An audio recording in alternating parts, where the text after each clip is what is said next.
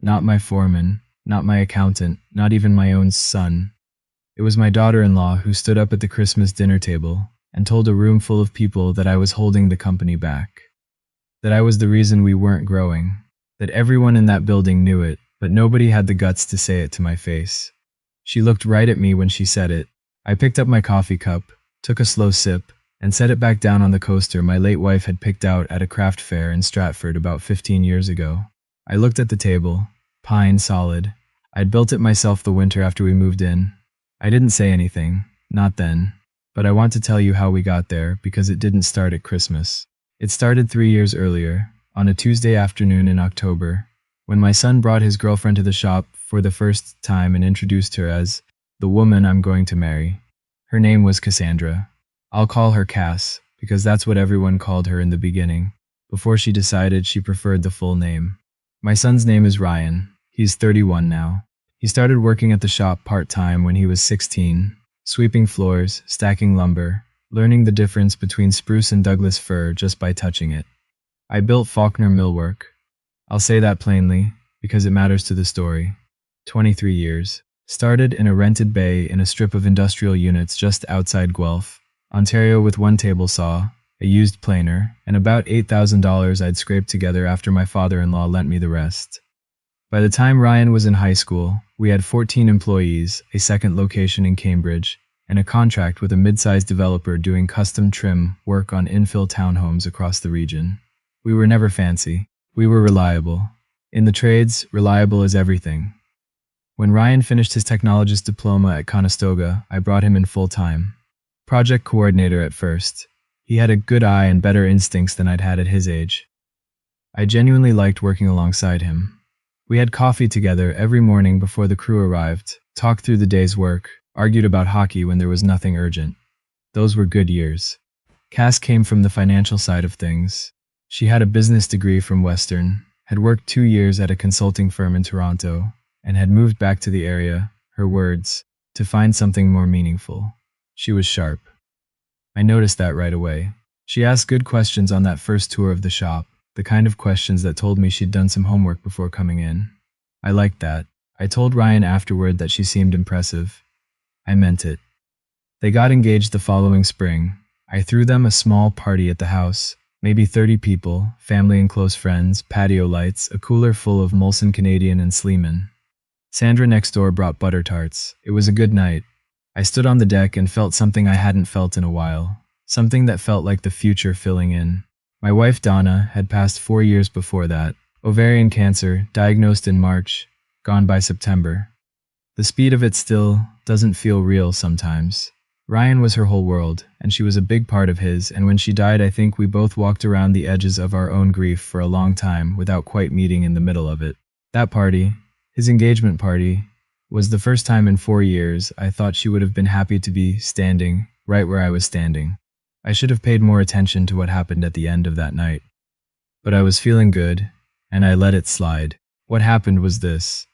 Cass's mother, a woman named Beverly who wore a lot of turquoise jewelry and had strong opinions about everything, cornered me near the garden and asked, with a bright smile, whether I had any plans to formalize Ryan's role in the business. I told her Ryan had been promoted to operations lead the previous fall and was doing excellent work. She nodded slowly, the way people nod when they're hearing something different than what you said.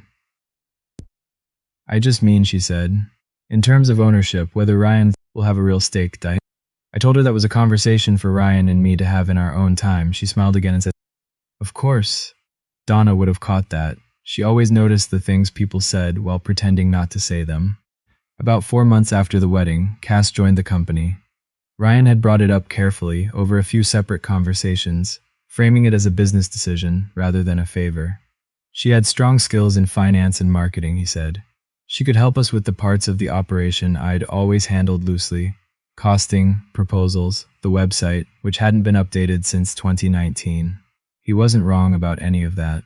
I agreed to bring her on as business development manager at a fair salary, with a proper job description and clear expectations.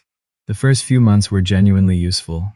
She updated our quote templates, rebuilt the contact database, put together a basic social media presence that actually brought in 2 new leads. I told her she was doing good work. I meant that too. But around month 4, something shifted. It was small at first. She started staying late, not to finish work, but to talk to the guys on the floor after I'd gone home. I didn't think much of it. Then I noticed she was seeing herself on email threads that had nothing to do with her role. She started referring to decisions I'd made as old processes in meetings. She introduced a new estimating software without asking me and told the crew it was already approved. When I asked Ryan about it, he shrugged and said she'd mentioned it to him and he'd figured I wouldn't mind. I minded, but I didn't say so. Not loudly. Looking back, that was my mistake. I let things slide because I didn't want to make Ryan's home life difficult. And because part of me kept thinking she was young and would figure out the culture of the place eventually. She didn't figure it out. She started reshaping it. By the following spring, she was running the Monday morning briefings without asking whether that was something she should be doing. She started talking about scaling the business in a way that sounded good in a PowerPoint, but didn't account for the fact that our entire reputation was built on relationships. The builders who called us specifically, the architects who requested us by name, the repeat clients who sent referrals, because my foreman Kevin had shown up on a Saturday once to fix a mismeasured run of casing before a walkthrough. You don't scale that, you protect it.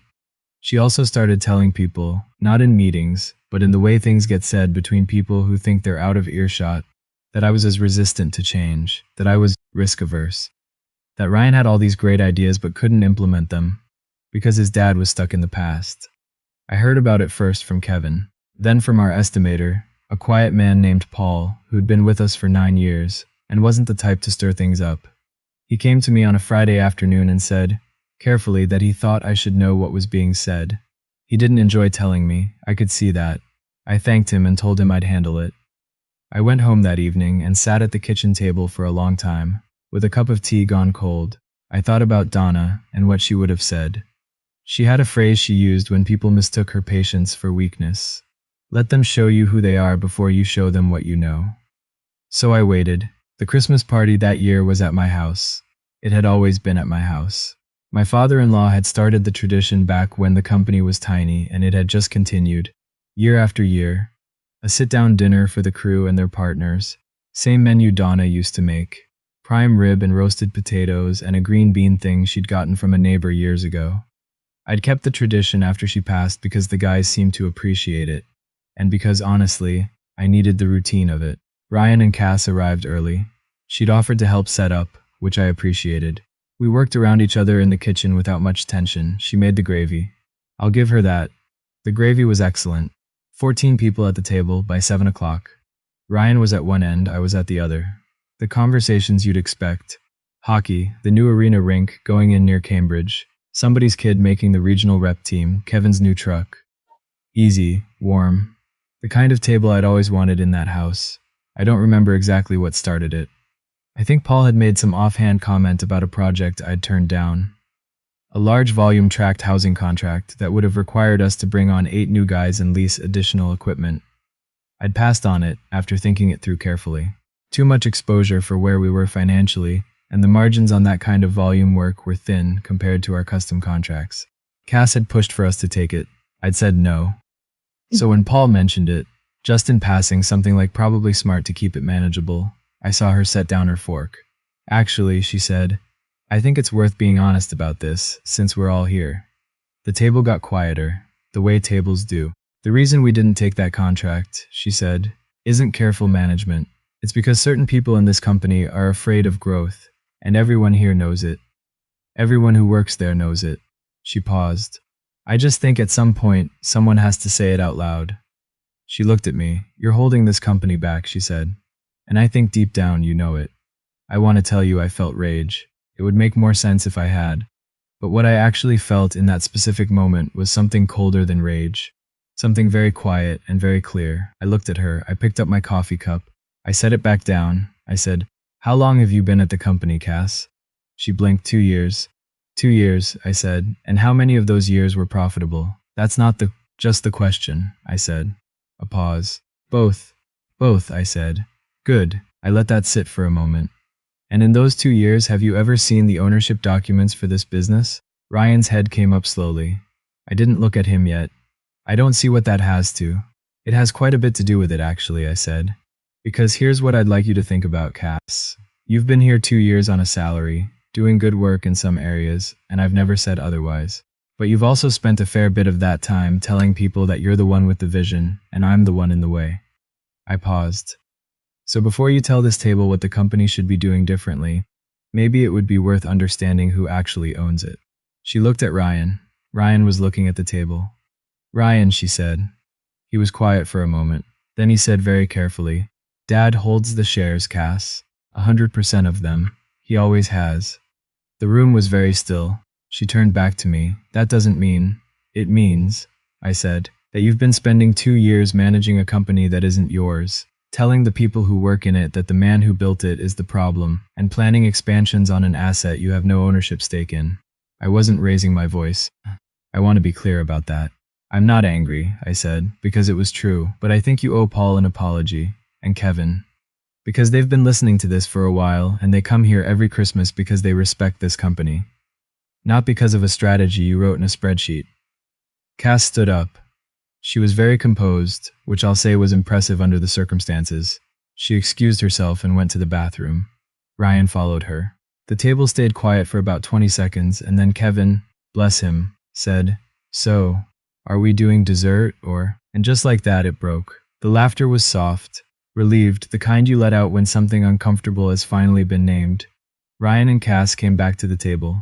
She sat down and didn't say much for the rest of the evening. He ate his butter tart and made conversation and avoided my eyes until we were cleaning up, when he came to find me at the kitchen sink. I didn't know she'd been saying those things to the guys, he said. I know, I said. I should have, I said. You should have. We stood there for a moment with the water running. She's not wrong that I have ideas for the company, he said. She's not wrong, I said, and I want to hear them. From you. In the morning, over coffee, the way we used to do it. Not from her, in a room full of employees at Christmas dinner. He nodded. He looked tired. She's going to want to stay, he said, at the company. I thought about it for a moment. I turned off the tap. That's up to you, I said. Her role was always defined by what she brought to the work, not by who she married. If she can work within that, she stays. If she can't, she doesn't. I handed him the dish towel. That's how it works here. That's how it's always worked. He dried the platter from the roast and hung the towel on the oven handle, and neither of us said anything else about it that night. She came to me the following week, came to my office, not Ryan's, mine, and knocked on the open door. I told her to sit down. She said she'd been thinking about what happened and that she'd overstepped. I said, I agreed. She said she'd been frustrated because she cared about the company's future. I said I believed her. She said she hadn't realized how her conversations with the staff had been landing.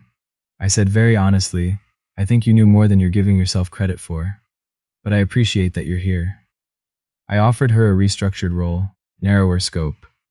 Reporting to me directly on financial analysis, with a clear separation from anything related to operations or staffing.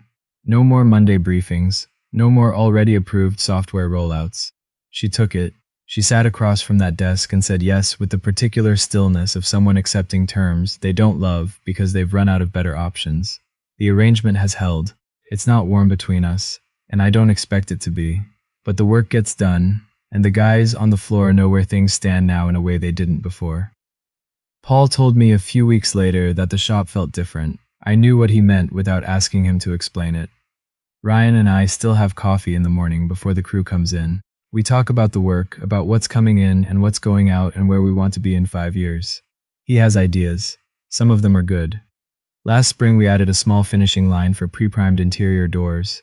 His idea, researched and costed properly, brought to me at the right time in the right way. It's running well. At our last staff Christmas party, Cass helped with the gravy again. It was excellent again. I told her so. She said thank you, and meant it, I think. Progress is not always loud. Sometimes it's a table full of people at the end of a hard year, passing the butter tarts around, and nobody saying the things that don't need to be said anymore.